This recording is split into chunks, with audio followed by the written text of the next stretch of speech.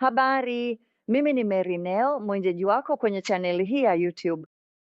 Kama unavyojua, ikiwa umekuwa ukitazama filamu zetu kwa muda mrefu, basi utajua kwamba niliolewa na Ron Wyatt. Na tutaanza kuwa na kumbukumbu ya video mara kwa mara. Tunatumai mara moja kila baada ya wiki chache. Leo nataka kuzungumzia jambo ambalo linanisumbua sana. Ikiwa umekuwa ukitazama habari, basi nina hakika umeona hizi hadithi zote kuhusu watu kule Uturuki ambao wanafanya kazi hii mpya na wanadai kwamba labda itathibitisha kuwa eneo hili ni safina ya Nuhu. Kweli, ukweli wa mambo ni kwamba ilithibitishwa kuwa safina ya Nuhu muda mrefu uliopita. Na kile wanachotaka kufanya kilikuwa jambo la kwanza kabisa ambalo Ron alifanya huko nyuma katika mwaka wa 1979. Mnamo mwaka wa 1979 aliporejea kwenye kituo chenye umbo la mashua, aliona ufa uliokuwa umefunua sehemu za ndani za safina. Hivyo alichukua sampuli kutoka ndani. Kisha akaenda nje ya eneo hilo na kuchukua sampuli na kuzileta nyumbani na kuzifanyia majaribio katika maabara ya Galbraith huko Knoxville, Tennessee. Na kile walichothibitisha ni kwamba kulikuwa na tofauti kubwa sana katika kiwango cha kaboni kutoka ndani ya meli na nje ya umbo hilo. Walichogundua ni kwamba kulikuwa na tofauti kubwa sana katika kaboni.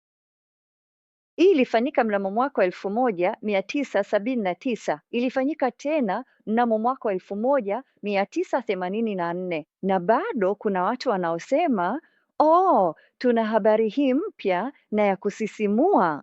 Kweli si mpya, na pia haitathibitisha kwamba labda hii ni safina ya Nuhu, kwa sababu muda mrefu uliopita serikali ya Uturuki ilikubali ushahidi wote kutoka kwa Ron na kutoka kwa wanasayansi wa Uturuki ili kutosha kuwashawishi kwamba ndiyo, hii ilikuwa meli ya kale na ilibidi iwe safina ya Nuhu kwa sababu ya eneo lake na kila kitu.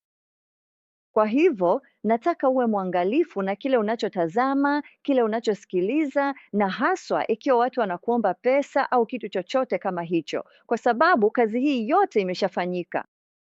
Na sasa nitakuwa na Daktari Bill Shea wa taasisi ya utafiti wa Biblia huko Silver Spring, Maryland, aliyefanya kazi na Ron huko nyuma wakati huo. Ataelezea kile kilichotokea na matokeo. Sampuli za udongo zimechukuliwa kutoka kwenye umbo hilo mara mbili tofauti, mwaka wa 1979 na tena mwaka wa 1984. Ni sampuli za mwaka wa 1979 ambazo kwanza zilitoa kidokezo kwamba kuna tofauti ya wazi katika kiasi cha kaboni kwenye umbo hilo ikilinganishwa na shamba lililo nje ya umbo hilo. Ina ripoti hapa. Zilifanyiwa uchunguzi katika maabara ya Galbraith. Naamini hiyo iko Knoxville, Tennessee. Na kiasi cha kaboni kutoka sampuli namba 2 ambayo ilitolewa ndani ya umbo hilo kilikuwa 4.95. Kiasi cha kaboni cha udongo kutoka nje ya umbo hilo, inasema sampuli namba 1, kilikuwa 1.88, au ni tofauti ya takriban 2% katika shamba lililo nje ya umbo hilo na 5% katika shamba lililo ndani ya umbo hilo. Sasa imebainika kuwa labda baadhi ya kaboni hii inatokana na kilimo juu ya umbo hilo. Hakika imekuwa ikitumika kama ardhi ya malisho. Lakini Ron alichukua sampuli hii, kama ninavyoelewa, katika kipindi cha mwaka baada ya tetemeko la ardhi kupasua sehemu ya umbo hilo. Hivyo aliweza kushuka kwenye ufa huo au chochote unachotaka kuita na kupata sampuli mpya ambayo haingekuwa imechafuliwa na kilimo. Na jambo ambalo linanisumbua sana pengine kuliko yote ni ukweli kwamba kuna watu wanaosema, oh, labda tunaweza kuthibitisha kuwa hii ni safina ya Nuhu. Wanapuuza. Miaka yote ya Ron ya kazi ngumu, pesa zake zote alizolazimika kutumia, wakati wake wote ili kuithibitishia serikali ya Uturuki. Kwa nini kuna kituo cha wageni hapo? Kipo hapo kwa sababu walikubali matokeo.